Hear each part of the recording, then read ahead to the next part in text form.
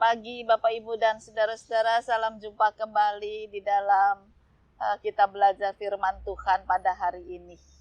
Bagaimana kabar saudara?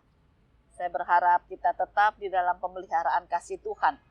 Susah atau senang kita hadapi dengan kekuatan kuasa Tuhan, supaya kita tetap bisa menghargai sesama, menghargai waktu yang Tuhan berikan, dan sungguh-sungguh menghargai berkat besar, berkat kehidupan yang Tuhan karuniakan. Mari kita akan bersama mempersiapkan firman Tuhan dari surat Efesus pasal yang ke-6 ayat 1-9. Surat Efesus pasal yang ke-6 ayat 1-9.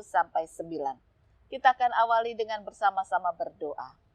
Tuhan Yesus, kami bersyukur bahwa Engkau senantiasa menopang, menolong, menuntun kami menikmati kehidupan di tengah pandemi yang belum berakhir, kesusahan yang belum berakhir, tetapi kuasa sukacita selalu melimpah hingga kami boleh menikmati hari-hari yang Engkau karuniakan.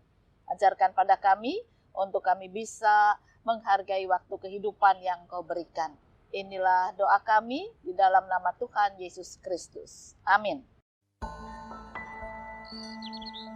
Hai anak-anak, taatilah orang tuamu di dalam Tuhan, karena haruslah demikian. Hormatilah ayah dan ibumu. Ini adalah suatu perintah yang penting, seperti yang nyata dari janji ini, supaya kamu berbahagia dan panjang umurmu di bumi. Dan kamu, bapak-bapak, janganlah bangkitkan amarah di dalam hati anak-anakmu, tetapi didiklah mereka di dalam ajaran dan nasihat Tuhan. Hai hamba-hamba, taatilah Tuhanmu yang di dunia dengan takut dan gentar, dan dengan tulus hati, sama seperti kamu taat kepada Kristus. Jangan hanya di hadapan mereka saja untuk menyenangkan hati orang, tetapi sebagai hamba-hamba Kristus yang dengan segenap hati melakukan kehendak Allah, dan yang dengan rela menjalankan pelayanannya seperti orang-orang yang melayani Tuhan dan bukan manusia. Kamu tahu bahwa setiap orang, baik hamba maupun orang merdeka, kalau ia telah berbuat sesuatu yang baik, ia akan menerima balasannya dari Tuhan. Dan kamu tuan-tuan, perbuatlah demikian juga terhadap mereka, dan jauhkanlah ancaman. Ingatlah bahwa Tuhan mereka dan Tuhan kamu ada di surga, dan ia tidak memandang muka. Bapak, Ibu, dan saudara-saudara, ingat tidak ketika kita kecil, lalu kita berbuat salah. Nah, bagaimana sikap orang tua? Ada orang tua kita yang marah, lalu bentak, matanya melotot, ambil sapu lidi, ambil sapu untuk pukul, ambil tongkat atau apapun. Ada juga yang tidak pakai kekerasan alat-alat, tetapi pakai kekerasan mulut, teriak. Wah, kasar sekali. Lalu saat itu kita ketakutan luar biasa.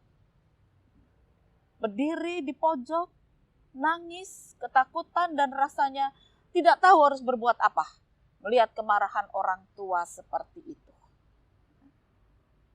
Mungkin pernah alami. Tapi memang tidak semua orang tua seperti itu. Ada yang ketika anaknya berbuat salah, dengan lemah lembut, dia menegur, menasehati, sambil merangkul, memangku anak-anaknya. Tentu orang tua seperti inilah yang menjadi kesukaan bagi anak-anak. Karena dia sadar sekalipun dia salah, ditegur, dinasehati dengan cara yang baik. Jadi dia merasa dihargai sebagai seorang anak yang melakukan kesalahan karena ketidaktahuan, karena ketidakmampuan, atau karena sedikit kenakalan. Tetapi toh orang tua tetap menghargai kreativitas, menghargai apa yang kita pikirkan, walaupun tidak sama pikirannya dengan orang tua. Nah, kita dinasihati untuk selaras pikiran kita dengan orang tua.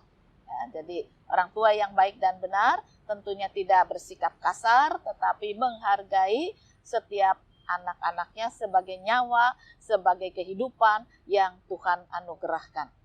Nah, kalau itu melakukan kesalahan, lalu bagaimana kalau kita melakukan kebaikan, nilai yang bagus, ya?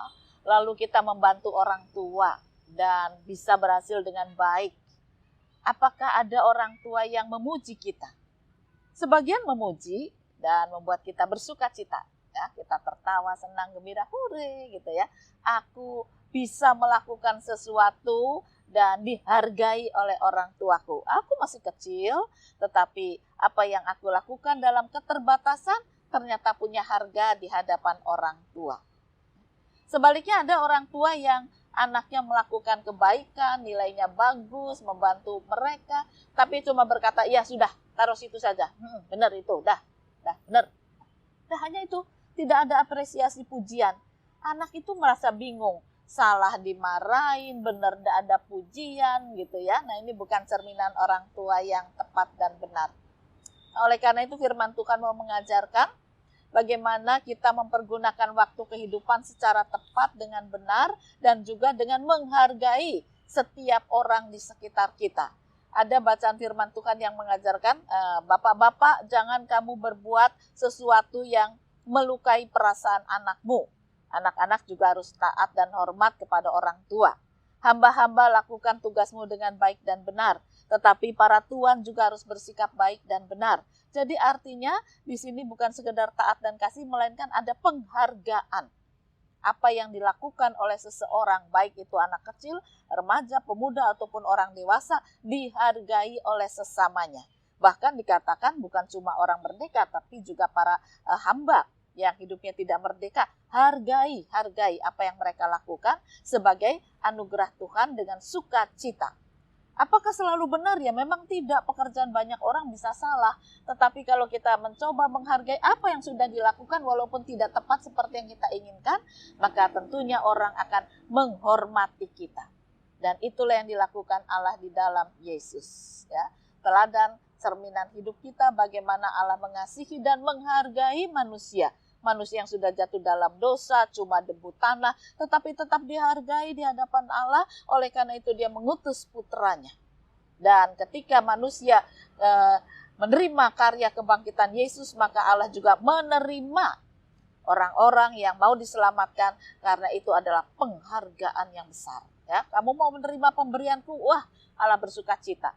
Maka kita juga harus menghargai pemberian Allah di dalam Yesus ini dengan sungguh-sungguh mengalami hidup baru. Salah satu wujudnya menghargai sesama. Bapak, Ibu, dan saudara-saudara, kalau kita mendengar berita-berita di televisi itu sungguh mengerikan ya. Ada anak kecil yang dihajar oleh orang tuanya, dianiaya, cuma karena ayahnya panas hati. Ya, dia ingin menunjukkan kekuatan kepada istrinya. Istrinya yang mungkin saat itu tidak di rumah ingin ditunjukkan, wah aku berkuasa. Lah kok anak yang jadi korban? Anak kecil gitu ya. Kemudian kita lihat lagi bagaimana karyawan itu sampai protes, sampai nangis, sampai teriak. Tapi para tuan ya terlalu keras dan berkata tidak ada uang, pokoknya tidak ada uang. Nah, kamu lihat sendiri, semua serba sepi. Bagaimana kamu bisa minta uang tambahan? Bagaimana minta uang lemburan, uang THR, uang ini dan itu? Tidak ada. Karyawan itu merasa tidak dihargai pekerjaannya yang sudah dia lakukan dengan segenap pikiran dan segenap hati. Akibatnya ketika esoknya dia masuk kerja, asal-asalan, sakarmu, aku ora diregani kok, pokoknya tak kerjakan, mau benar mau salah, terserah. Nah, kemarahan ya, karena tidak dihargai. Saudara-saudara, itu antara tuan dengan karyawannya atau pengusaha dengan karyawannya. Lalu antara orang tua dengan anak. Ada juga peristiwa kurang menghargai antar sesama. Jangankan antar sesama di tengah masyarakat, di dalam kehidupan bergereja, sesama orang Kristen, ada yang kurang menghargai satu dengan yang lain. Siapa kasih teko? Mesti wong kue telat terus. Nah ya, kita bukan menyambut dan berkata, oh Bapak ada masalah, Ibu ada masalah sehingga terlambat. Mudah-mudahan minggu depan Anda bisa tidak ada masalah. Kami ikut berdoa supaya tidak terlambat. Nah itu dihargai. Dengan begitu orang yang ditegur tuh yang merasa, oh jangan aku cuma telat. telat itu karena ngantuk, kesiangan bangun. Tapi orang itu tidak menegur dengan keras, namun menasihatkan, bahkan mau mendoakan. Oh isin aku, minggu depan aku tidak mau telat. Nah ya, penghargaan yang baik akan memberikan hasil yang baik juga. Tetapi penghargaan yang tidak baik, bahkan tidak dihargai, akan menimbulkan kemarahan, dendam, dan menimbulkan putus hubungan antara keluarga dan antar sesama. Nah, oleh karena itulah mari Bapak, Ibu, dan saudara-saudara, apa yang dikatakan firman Tuhan ini sangat menarik. Taat dan kasih itu artinya juga saling menghargai sesama manusia. Apakah itu orang tua, hubungan karyawan dengan Tuhan, atau sesama manusia dimanapun kita berada. Memang tidak mudah. Ya, tidak mudah. Kalau kita harus ngeladeni orang lain, menghargai orang lain. Sementara mungkin kita tidak pernah diladeni. Bahkan diejek-ejek. Bahkan dianggap kecil, disepelekan, dia biarkan saja. Sebab kita ini sudah dihargai oleh Allah Bapa di dalam Yesus dengan memberikan hidup yang baru, kehidupan yang kudus, kehidupan yang mulia, kehidupan yang indah. Itulah yang kita pegang, itulah yang kita jadikan sebagai dasar kehidupan kita. Sikap orang lain, ya biarkan saja. Mereka bersikap kurang baik sebab ada pengadilan Tuhan yang akan memberikan keadilan yang seadil-adilnya. Jangan kita yang mengadili. Oleh karena itu mari kita coba hargai sesama kita, apakah dia bawahan kita. Kalau atasan biasanya menghargai, tapi tidak jarang juga tidak dihargai karena sikap atasannya kurang baik. Tetap kita hargai. Ya. Sesama anggota gereja kita saling menghargai. Sesama jenjang karier kita hargai. Hubungan orang tua anak kita juga hargai. Mana yang lebih dewasa tidak berarti sikap hidupnya pasti lebih dewasa. Tidak jarang umur bisa dewasa tapi sikapnya kekanak-kanakan. Nah, oleh karena itu apa yang dikatakan dari firman Tuhan hendaknya menjadi bagian dari hidup kita. Kita diberi kesempatan untuk menggunakan waktu saling menghargai satu dengan yang lain. Pergunakanlah itu supaya kita juga dihargai oleh sesama dan kita boleh mendapatkan sukacita karena harga kita sudah dibayar oleh Tuhan. Oleh karena itu, biarlah firman ini menjadi dasar kehidupan kita hari ini dan hari esok, dan dengan demikian semakin mencerminkan hadirnya gereja Tuhan di tengah masyarakat, menghentikan segala kekerasan dan menambah perdamaian satu dengan yang lain. Tuhan memberkati firman-Nya. Amin. Mari kembali kita akan berdoa. Bapa di surga, memang kami akui seringkali kami kurang menghargai sesama kami. Kami anggap rendah, kami hinakan, kami kasari sesama kami, apakah dia lebih muda atau sesama yang hampir sama umurnya, tetapi seringkali kami tidak hargai. Ampuni kami. Biarlah dengan pertolongan firman Tuhan, jiwa kami dibukakan, paham kami dibukakan bahwa setiap nyawa itu berharga di hadapan Tuhan, seperti Engkau menghargai kami dengan merebut kami dari kuasa dosa dan menjadikan kami anak-anak-Mu. Biarlah kami juga menghargai sesama kami. Dan dengan demikian perdamaian yang Engkau nyatakan semakin terwujud. Sukacita yang Engkau nyatakan semakin melimpah.